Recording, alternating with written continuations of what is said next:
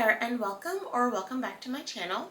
My name is Mia and I am the creator behind Knit and Grace.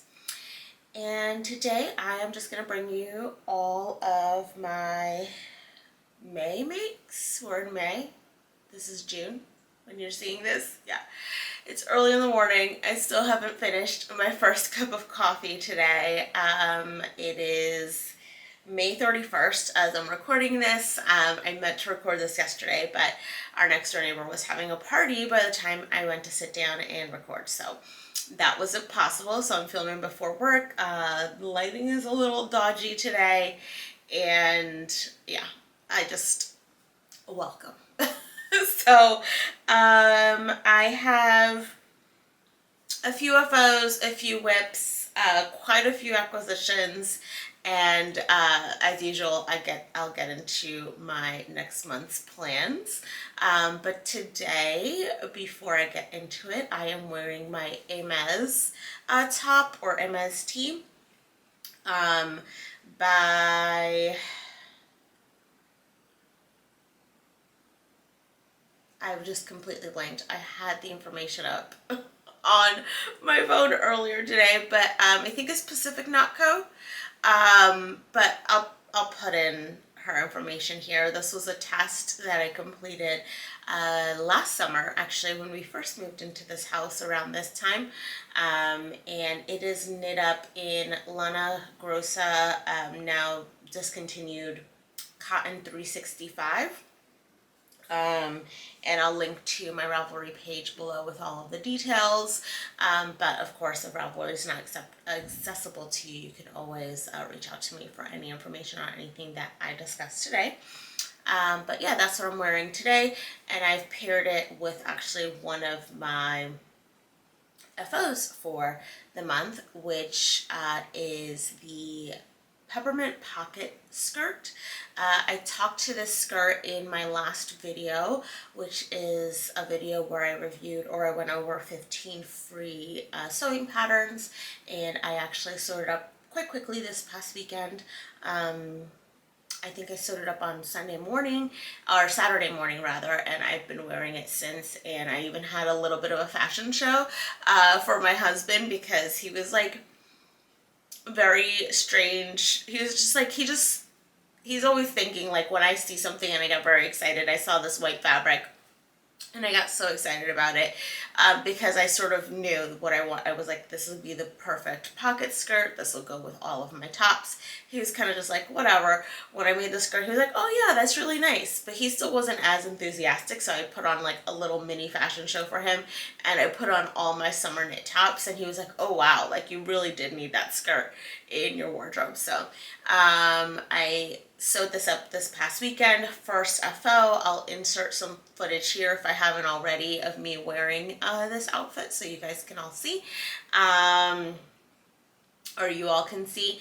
And yeah, first FO of the month. I do have a few more sewing FOs, but I'll leave those to the end. I feel like this is going to be a very chaotic podcast today, and I apologize. I haven't had my coffee again. So, first knitting FO of the month is the Asnes beanie by Paula LeMay of JoJo Tricot. And so I showed this in my last podcast. It was pretty much almost done, and as predicted, I finished it technically in April, but because it was a whip last podcast, I wanted to show you all. And I'll insert a picture here of Rob wearing the hat. It was very muggy when we took the picture, so the fact that he's wearing a sweatshirt and a beanie, he wasn't really happy about it, but you know, such is life, Instagram husband life, right? He needs to model the things that I make for him. So I knit this up in Plotillo P held double. It is the chocolate heather and the black colorways. And I knit this up on US 7s, which I think is 4.5 millimeter needles. So again, that's what it looks like. Really simple beanie pattern, and now we'll match. So next up, we have another FO, which was a whip, the last podcast that was almost done. And again, as predicted, I did finish that weekend.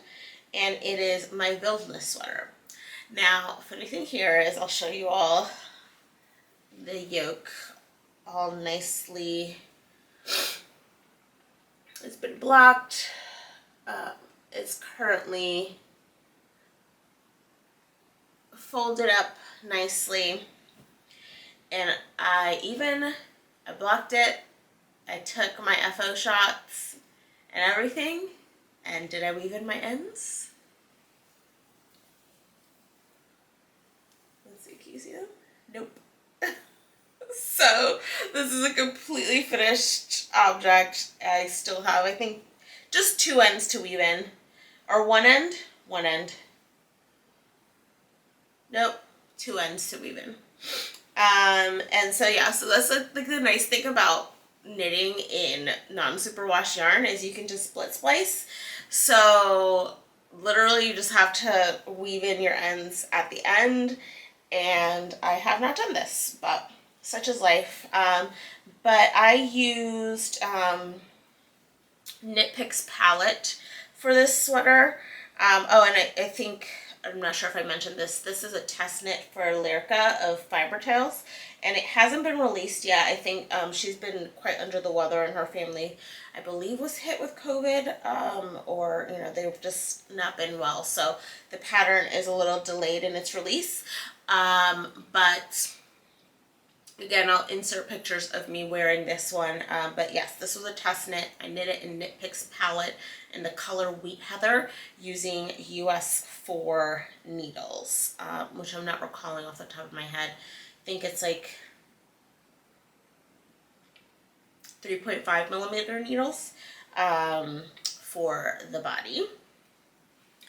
And then my last knitting FO is one that I talked to in my last podcast that I wanted to make this month. The ranunculus sweater has not been blocked and ends have not been woven in. So that's one of the things that I have on the docket for this week, because we're going back up to the Catskills next weekend.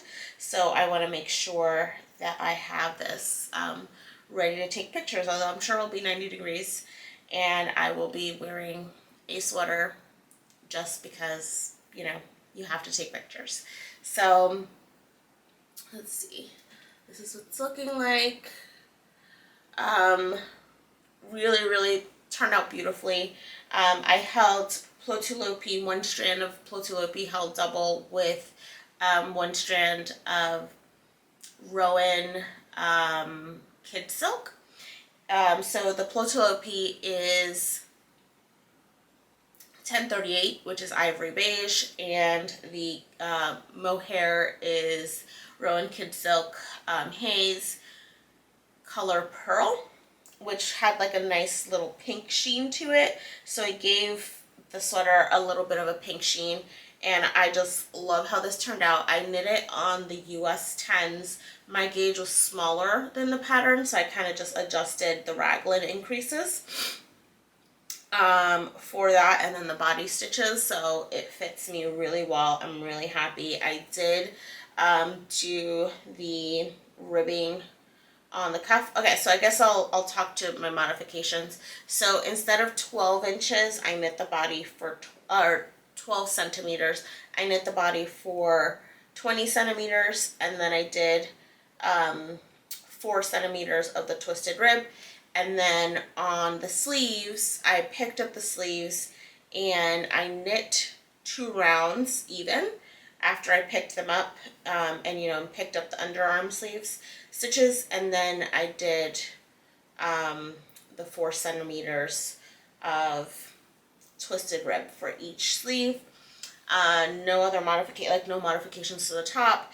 And I can really, really say now I know why people love this pattern so much, and I'll probably be making a long sleeve version of it for like the fall, winter time. So another FO, although this one has not been blocked or ends woven in, so not as pretty. So I'll move to some of my sewing FOs quickly before moving to my whips.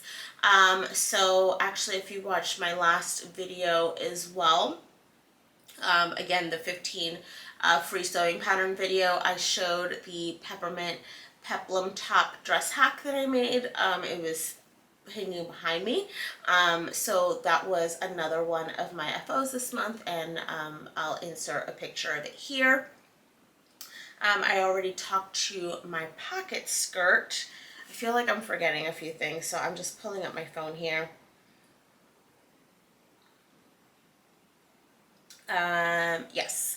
And then one FO that I wanted to talk to, that I had talked to maybe 2 podcasts or 3 podcast episodes ago, was a test for Megan Nielsen, and it is out now, so I can share it with you all.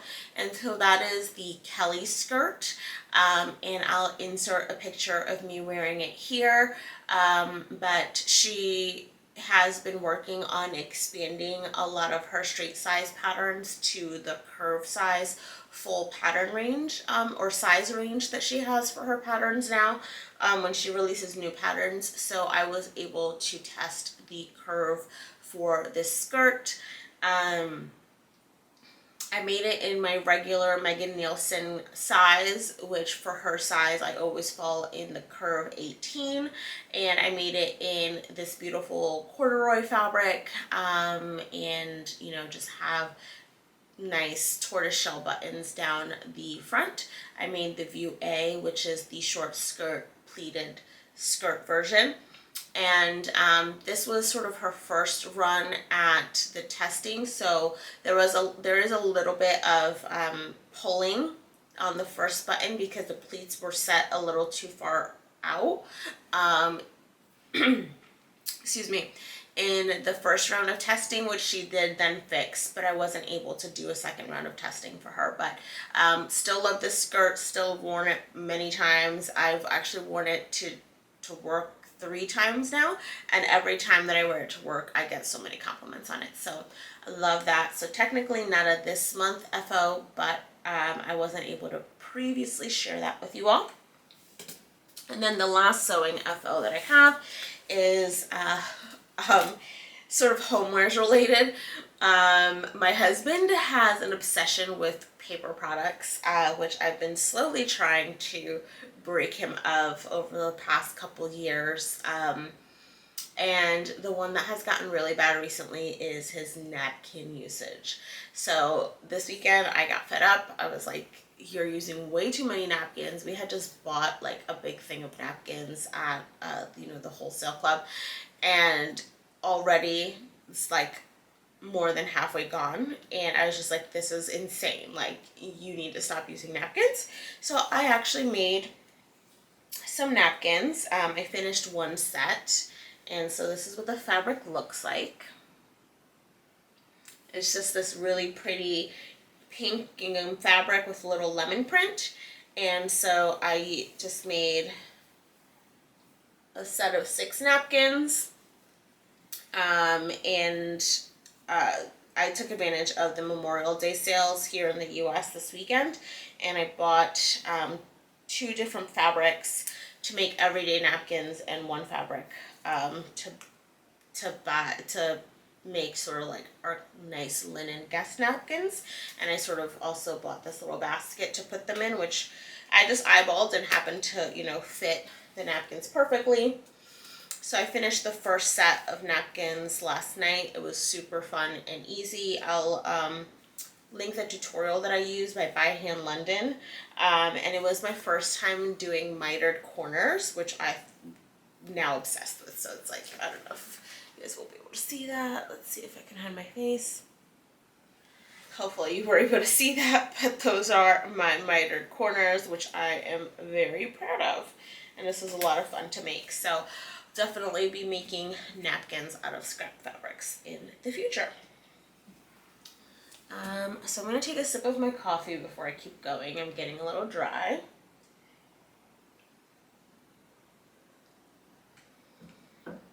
And I'm going to move on to my whips. So looking at my list here again to make sure I don't miss anything. My first WIP that I'll talk to is the Amara sweater, which I discussed in my last podcast. Admittedly, I haven't picked it up. And the reason was because I wanted to make sure that I finished the sleeves on my Stockholm sweater before I picked it up, just to make sure that I have enough yarn for both of the mohair. So that one, there's no progress made on that one, so I'm not going to share it. But I will share my Stockholm sweater, which not much progress was made here, just this much of a sleeve. This month was a bit weird for me knitting wise. I finished a lot of knitting projects at the beginning of the month, and then pretty much the rest of the month has been pretty slow going.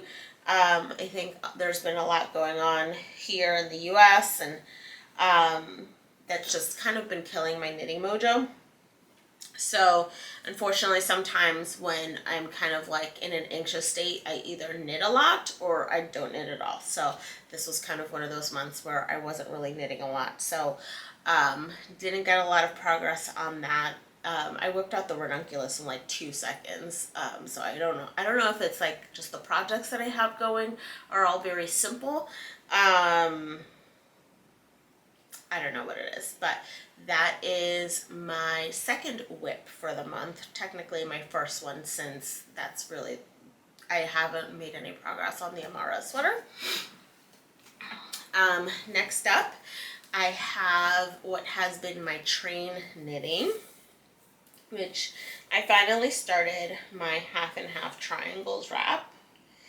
So I'll show you the progress on that. I actually have quite a bit of progress on this.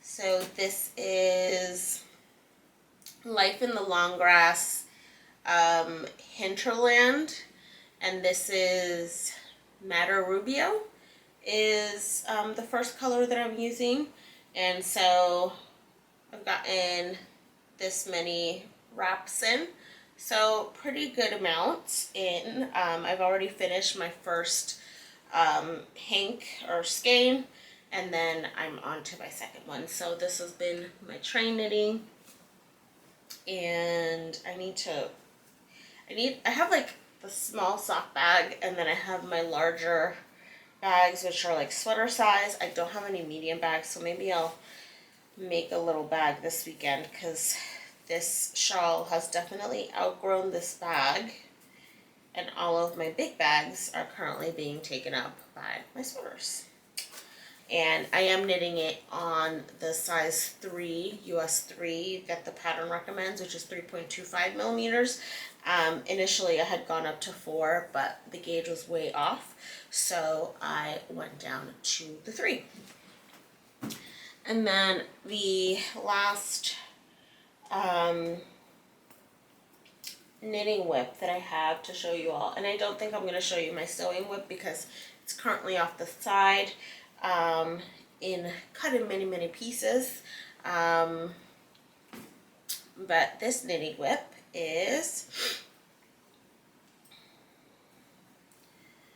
a test knit for Jacqueline Cieslak, and it is the Moon Crush top. It is a tink, and so I just bound off the armholes, and now I'm decreasing for the front. This is the front of the top, and it is a color block top using Intarsia. It has a rolled hemline.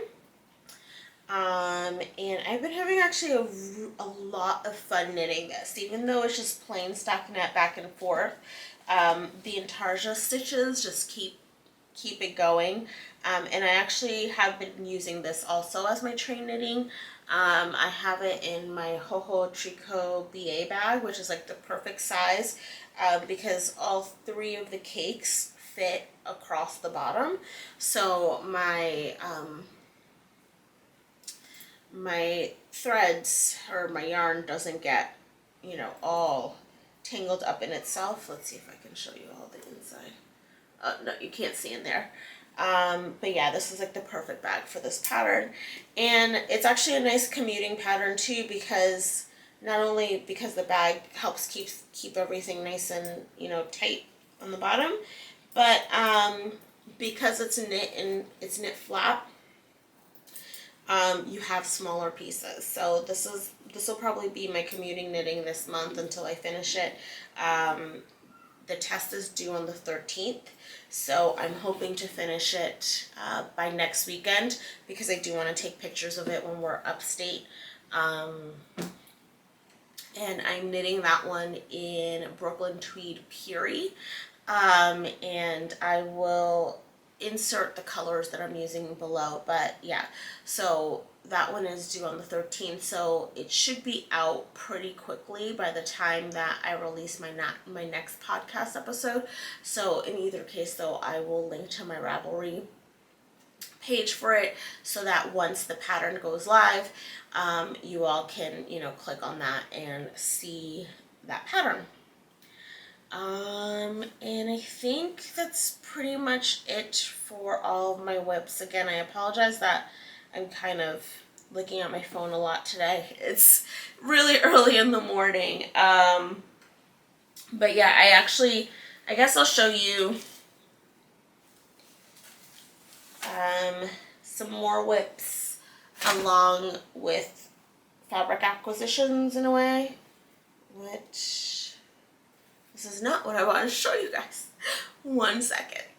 Okay, so the last WIPs that I have to show you are the other 2 sets of napkins. So each, I'm making 3 sets of 6 napkins. So this is the other print that I picked up for our everyday napkins, which is just this really nice lemon print with little polka dots on it. And then I just picked up some plain beige linen for our sort of guest napkins, if you will. So I've already cut these. The black ones I've actually already gone ahead and ironed my hems down. I haven't done that with beige ones, so these are also WIPs and showing you some more fabric acquisition. So the other lemon gingham fabric along with these 2 fabrics are acquisitions for the month.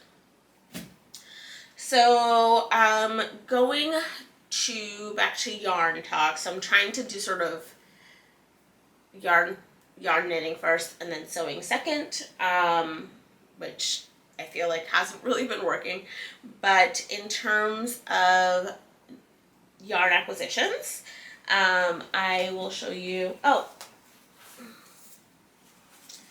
I actually don't even have to insert the colors because I have 3 of the hanks of the Brooklyn Tweed Puri.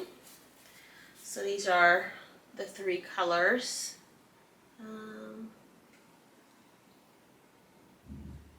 I think, yeah, there we go. These are showing up pretty well. The sea glass is showing up a little.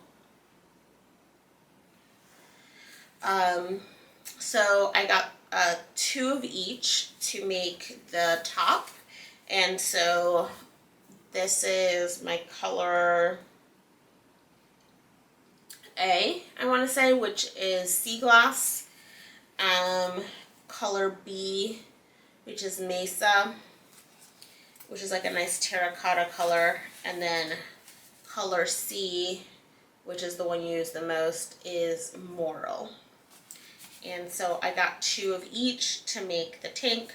So technically acquisitions, but they're being knit right up. I've been trying to be good about not acquiring stash yarn, with the exception of my Nutiden, of course. So that is the Brooklyn Tweed. Want to double check, because I actually, again, have been actually really good about not acquiring yarn. I have acquired quite a bit of fabric though, but I did place an order with the Icelandic store because I wanted to pick up the Lopi anniversary book.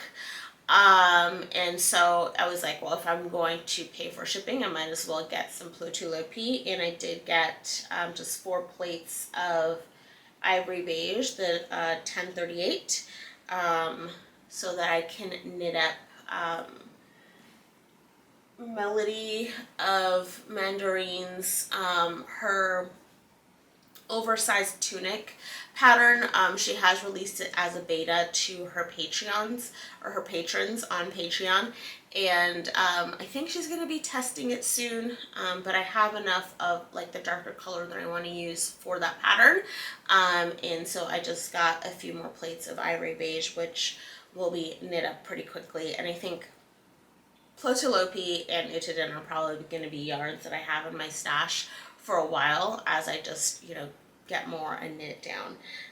And that's just something that I have sort of come to terms with.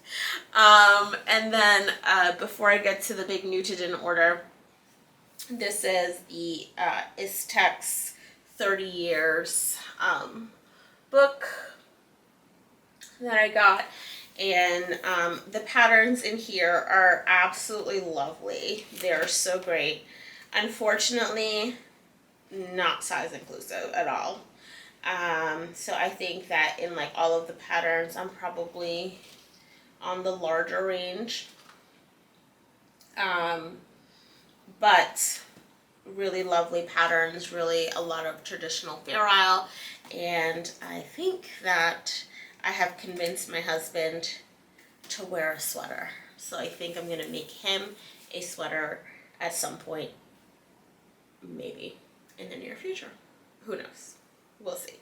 I'm a very selfish knitter, so I very rarely knit for other people, and I feel like I have a few projects for my husband, and they just never get done. So that's that. And then I will show you the huge Nutiden order. So I'll show you the bag. Okay, I just wanted to make sure that we have there. Sorry, there is a little crinkle, but don't remember how many grams I ordered this time. I'll insert it here. I definitely ordered less than last time around, which is good. But I still ordered a lot of yarn. And so one of the things that I actually wanted to speak of, especially because I am trying to be a little bit more sustainable this year in terms of my acquisitions and things like that. And so I'm really only bringing in things into my stash, with the exception of course, Nutiden, because the shop updates go up way faster than I can knit. But just bring things in mindfully, and even when I do order from Onarkier or anything like that, I always have a project in mind, so that I'm not just getting, you know, yarn willy-nilly. And whether the yarn ends up being that project or another project, that's a different story, but I do order with a project in mind. And the sort of other philosophy or stance, I guess, that I've taken when it comes to my Nutiden yarn is I'm really going to be sticking to ordering colors that I really can't get elsewhere. So like for instance, the recent shop update for Knut's birthday, the yarn is beautiful, and I fell in love with Vroa, and I really wanted it, and I really could just envision myself making a turtleneck in it. But then I was like, oh, my camera is flashing something at me. Okay, so it is now several hours later. I'm on my lunch break. My camera actually overheated, which is the first time it's done that. I think it's because finally, now that it's summer, my studio is typically very cold, and now it's actually pretty hot. So now I'll know that I'll need to film these videos in 2 parts probably moving forward. But first, I want to apologize for whatever craziness has happened up until this point in the video, because I'll be honest with you, I'm not going to go back and refilm. But as I was on my way to the orthodontist this morning, I realized just how tired I was. And I just think, you know, with the long weekend and not having my coffee, I was just all out of sorts. So I apologize. First and foremost, I do have some cold brew here, so hopefully that'll get me through the rest of this video. But I wanted to finish off the sentiment that I was speaking of with Neutrogen. You know, while, you know, still wanting to give in to sort of special yarn, but also trying to curb my impulse for wanting to constantly have new things. A decision that I made around my Neutrogen yarn ordering is really to only order colors that I know that, or like not only colors that really called to me, because as I mentioned, I really loved Roa and it really was like calling to me, but also colors that I know I wouldn't be able to get elsewhere. Like I know that like Plotulo P is a completely different feel to Neutrogen, but in reality, I can get a natural gray color for a lot cheaper and maybe invest in some of those colors that, you know, are just super special. So with that in mind, I did place an order. I guess this was the May update, and I did order some special colors, and I didn't order from Canute's special birthday update. So I was actually very shocked and surprised and proud of myself for that. So starting off, we have, and I will probably have forgotten like half of these colors at this point, so I apologize. But first up, I got some Grude, which is this beautiful green color. And so I got 100 grams of this one. So I got 100 grams of this one just to have in my stash, you know, for any type of color work that I want to do, because I love this color, but I definitely wouldn't knit like an entire garment in that. And then same thing, I got 100 grams of Lola. That's more accurate over here, yeah. So it's just this beautiful pale purple color, which is beautiful. And I really would love this, but the color that called to me more was Infinitive, which is the one that I ended up getting a sweater's quantity of. But I did get 100 grams of Lola because I think color work with this would be beautiful. I mean, like even just these two together, I think would be really stunning in color work. So I did get 100 grams of that.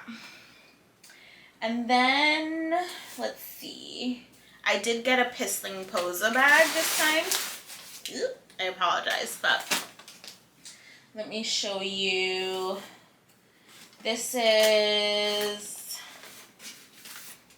I got 300 grams of Covart, which is quartz.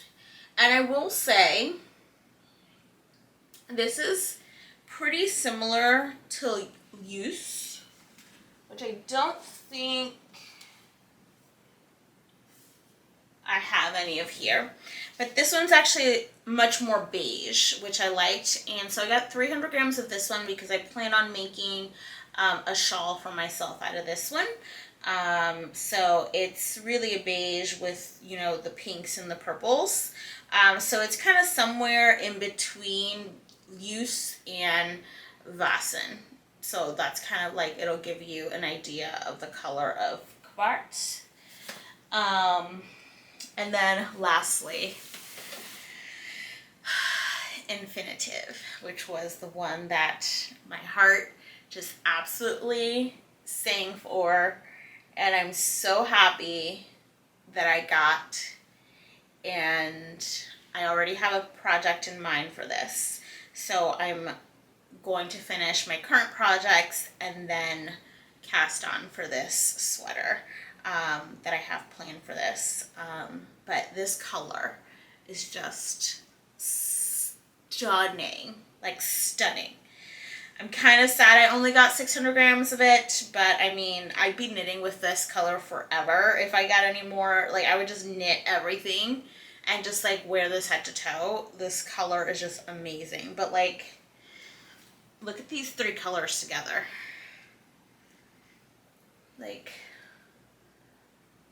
this collection was absolutely amazing. What do you think? What do you think? I mean, it's so beautiful. So yeah. So that's that. And then I did get a Pissing Posa bag. So I did get in the bag, apologies for the crinkling, but I did get some more Lola. I did get actually a little bit more Vasen. And then I think this is Advocat but I got a few color change ones in here. So a lot of I got some more Grood. This one is Live, which is actually really pretty. I was actually quite surprised with how this one looks in person. And then I got a few other colors in here from the February collection, maybe. But yeah, so that was my Neutrogen acquisitions. And so that covers my yarn. I think I covered the Period, the Neutrogen. I did technically acquire another skein of the Kid Silk Haze, the Rowan, just because I needed one more to finish the project. So I do have a little bit more left over. It's somewhere, but it was essentially, I got it because I needed to finish the project. And then of course the Plotulopi. So I'll move on to some quick fabric acquisitions and then I'll speak to my June plans. Okay, so I have a bunch of fabric in my lap right now, and same with my fabric acquisitions. I'm actually trying not to go to Joann unless I have a project in mind, because I want to be much more mindful about the fabric that I bring in and definitely sewing it up quickly. So I did go in with 2 specific projects in mind, and then I kind of got a little bit extra, but actually the extra that I got has been made up or is currently in process of being made up. So those actually ended up coming before the projects that I went for. So the first up, I got this Quilter's Cotton and Duck Canvas, and these will be made into a Firefly tote that I am gifting a friend. So this is one of the projects that I actually went into Joann knowing that I wanted to get. And then the second project that I wanted to get was I wanted to make myself another Megan Nielsen Matilda dress, which is the dress that is hanging behind me. I had the pleasure of testing this dress for her, and this one is technically my wearable toile, and it is actually a really beautiful dress, and I love how it turned out. There are a few things that I want to go back and redo, especially around the collar, since it was like my first time doing it. It's not perfect, but I wanted to make myself another one, and so I went with that in mind. And initially I actually fell in love with a completely different fabric, but they didn't have enough of the fabric in stock. So I actually ended up buying this beautiful salmon linen. And so this is 100% linen, the same linen that I made my peplum top dress hack out of, which is 100% linen. That one was a pink and this is a salmon. So I got enough of this for the dress. And then also while I was looking around, I fell in love with this cotton linen shirting, which is the one that ultimately turned into my pocket skirt. And I'm not sure how well you can see here on the camera, but it has little sort of slubs on it, which is really pretty. And so I picked this up and immediately I envisioned the pocket skirt, and I knew that it was going to be a wardrobe staple, and I mean, I wasn't wrong. So I got this, and then because it was a little sheer, I got some cotton lining to go underneath the skirt. And then lastly was the additional fabric find. So this was the fabric that I originally fell in love with for the Matilda dress. And when I went up to the cutting counter, I had a feeling it wasn't going to be enough. So I went up to the cutting counter with both this one and the salmon fabric. And sure enough, I think I needed like almost 5 yards for my size. But it was only 4 yards. And because it's a full skirt, I didn't want to chance it with not getting enough yardage. So ultimately I decided to let it go. So I got my fabric cut, I went up to the register, I paid, and Rob, my husband, was actually running an errand nearby while I was paying. And so after I paid, I was like, hey, are you almost here? And he was like, oh, actually, it took a little longer. I'm actually 5 minutes away. Can you just wait for me? And that day had been raining and it was pretty hot, so I couldn't really wait outside. So I just started walking around the store, which, is always a problem. And then I actually found another bolt that had just a tiny bit of fabric, but I was like, I knew it had to at least have been the other yard that I needed. And so sure enough, I took it up and it was 2 yards. So I ended up taking it because it was the end of the bolt. They give you like the 75% discount. So I ended up coming home with 6 yards of this beautiful, beautiful cotton linen shirting. And so I have since actually cut the Matilda dress. It's currently in pieces. I just need at this point to cut my interfacing and then sew it together, but it's actually in pieces on the table next to me. And so that is something that I will be working up this next weekend that's coming up. So I'm really excited about that. Definitely a little bit more than I anticipated buying, but I bought exactly what I needed. And so I think I had been really good. It had been several months, actually probably since my last fabric haul on a podcast, which is like maybe 2 or 3 months ago, since I had gone to Joann. So it was actually very good. So I'm very proud of myself. And again, I went in with specific projects in mind. One thing that I'm going to be doing going forward is, I think with Ravelry, it's really easy to sort of keep a running count of your materials and things like that. And especially if you can look up someone else who's made a project in a similar size, see how much yardage they used. But there's really not anything like that for like sewing. I know that there's this app called Making from the Making magazine that I want to check out. But I mean, from a sewing perspective, like I don't really have anywhere that I keep notes. So I really do want to be a lot more vigilant about keeping notes, especially because with sewing, more so than with knitting, I do remake projects a lot. And this weekend, it was just very obvious, when you're buying a pattern or when you're making a pattern, they're giving you the yardage for, the largest amount of size ranges. And then I always find that A, because I'm making a smaller size, and B, because I get to be a little bit more creative with how I lay things out based on my size, I always end up with a lot of extra fabric. And sometimes it's not a big deal, like with the white fabric, I'm probably just going to make a top for work, because I probably wouldn't wear my skirt to work. So I think that that's like really nice. But like with a fabric like this one, it's like unique enough that I wouldn't want to have another item of it in my wardrobe. And part of it is I did get an extra yard because I knew I needed, it was just the end of the bolt.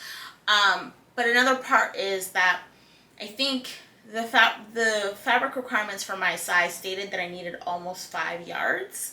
But when I got my cutting down, I actually only ended up using 3.5 yards, which is a huge, huge difference, even if I had gotten just the 5 yards that the pattern calls for. So and this is another pattern that I'm remaking. So I definitely am going to be much better about keeping notes on my sewing projects as well as with my knitting projects.